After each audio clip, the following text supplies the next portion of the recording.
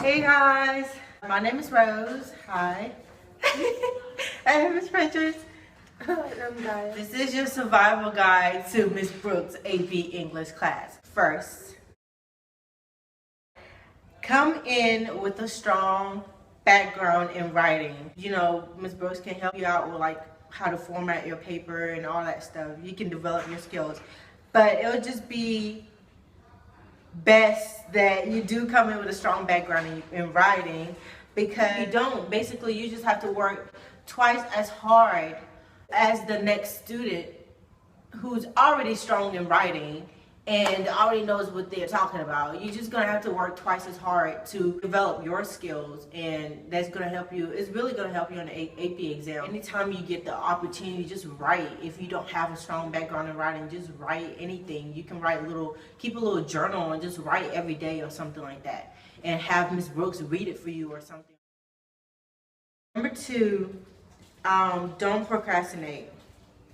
I understand that procrastination is not your best friend, guys. Like, honestly, I would say I am one of the queens of procrastination, and I turned in almost all my work late. And Ms. Brooks can be gracious sometimes and accept your work late, but half of the time she don't. So just make sure you turn in all your work on time. Turn in every homework. The first day that you walk into class, first assignment that you get, do it, put it in that box, turn it in on time as soon as you walk into that class, because she's going to ask for it as soon as you walk in. It's not going to be like, oh, I can do it during class. No, you can't. And she grades you hard. If she see that you are a good writer or you're a good student and you turn in your work late, she's going to grade you even harder if you turn it in late. So basically that's that with the procrastination. Don't do that. I know it's better said than done, but really, number three would be know your rhetorical devices, like know your figurative languages, be familiar with that, your rhetorical devices, figurative language, know your vocabulary. That's the most important thing in AP English. You gotta know your vocabulary, you gotta know what you're talking about, you gotta know what kind of tools you need to use, what kind of strong diction that you need to use to format your paper to make it sound like a college-ready paper. High school student who's ready for college type paper, not fifth grade paper, or a third grader could read that type of paper. You know, just know your vocabulary. If you don't know figurative language, look it up. Write down those words. Familiarize yourself. Those are going to be really important, especially when you write those essays and stuff in class or at home. Especially on the AP exam, y'all. Shoot, you are gonna think that, oh, you good, you got it, you cool, but you get on that test and you see all those essays, you start freaking out and you forget all those devices, you forget all those tools, you forget everything you've learned in Ms. Brooks' class. Trust me. Know your stuff, like know it back to back, know it so good that you can say it in your sleep. Pecos, eat those logos, analogy, you can tell what they are in your sleep. Know it like that. What else? Okay. So like she said, come in with like a strong background in writing. That is extremely important in this class. Come in with the mindset, like there will be a lot of work, there will be a lot of writing, a lot of words to know. Come in with the mindset that you can do it, because it is a lot, and if you put your mind to it, you can do it.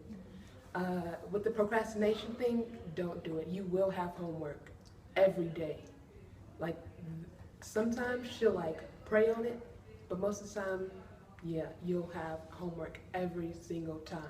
So it's better to just get it out of the way so that you have time to do like other things and whatnot. When you don't know her at first, she can come off as intimidating, but she's really nice. Like, if you have any questions, just participate in class discussions. You know, make it fun for yourself and for your peers in class. Like, when y'all have to like pick a quote and tell what the quote is, and then share it with the class, have fun with that. Like share your ideas and stuff like that. Be open to doing stuff like that. Just come in class with the mindset of being ready and open each and every day. And also doing all your work, because she is gonna assign work. She's the queen of work. Between her, Mr. Fry, Miss Mosby, and Miss Muhammad, between them 4 people, like, you're gonna have hell of work. The point is to get all your work done, get it all turned in for Miss Brooks, because she don't care, okay? She was like, you tried that, honey, you tried that.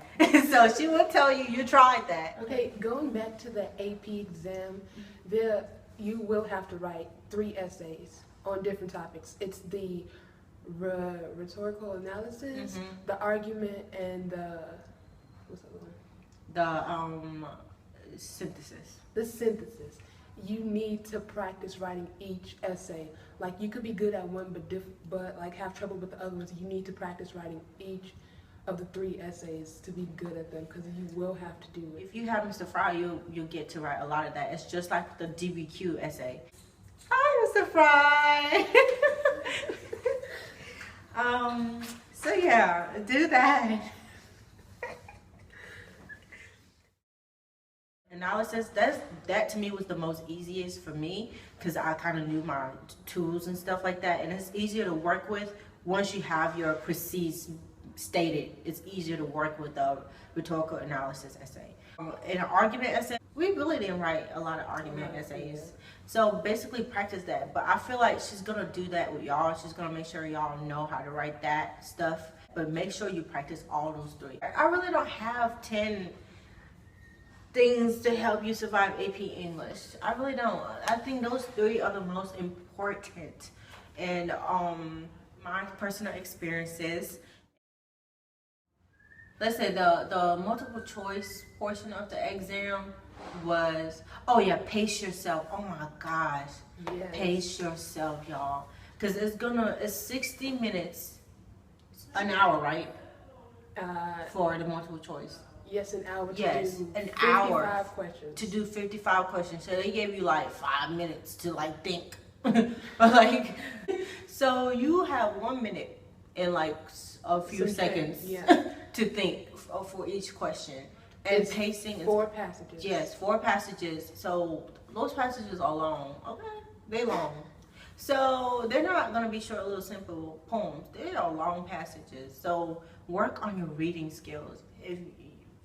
If you're not a strong reader, work on that too. Work on how to skim a passage and just know what it's saying like as you go. For me, pacing was the most difficult on that exam for me, and I almost ran out of time, and I had to go through and guess one letter, guess C. No, actually I think I guessed D for everything, because most of the answer choices was D for me while I was working, because it was like 10 minutes left, and I was down at the mark. I wasn't even close to where I needed to be at 10 minutes.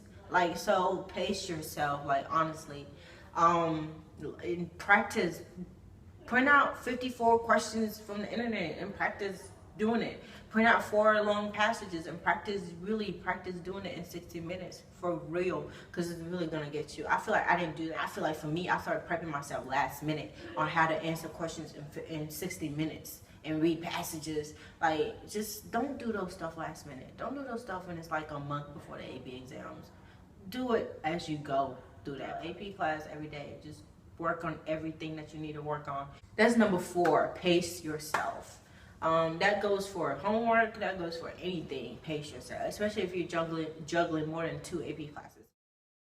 Also, time management? That's number 5. It kind of goes along with pacing yourself, but time management, like, if you have poor time management skills, you need to have a calendar or a planner or something. I know I shouldn't be the one talking. I still don't have a planner up to today, and I don't have a calendar. I have a phone, and I never use my calendar on my phone. Please have a planner, have something to help you plan out your day, your homework, everything. And use your weekends wisely. During the weekends, you're like, oh, it's the weekend, I can do whatever, I can chill. No, you should be studying, you should be doing homework. Especially if you have 4 AP classes or 3 AP. You need to be studying during the weekend. Just study for like 2 hours or something. You don't have to study all weekend. Just study for like a good 4 or 3 hours. 5 is all I have for you guys. Gary, you have anything? No. I hope you survive AP English. Recording? Yeah, Miss Narte.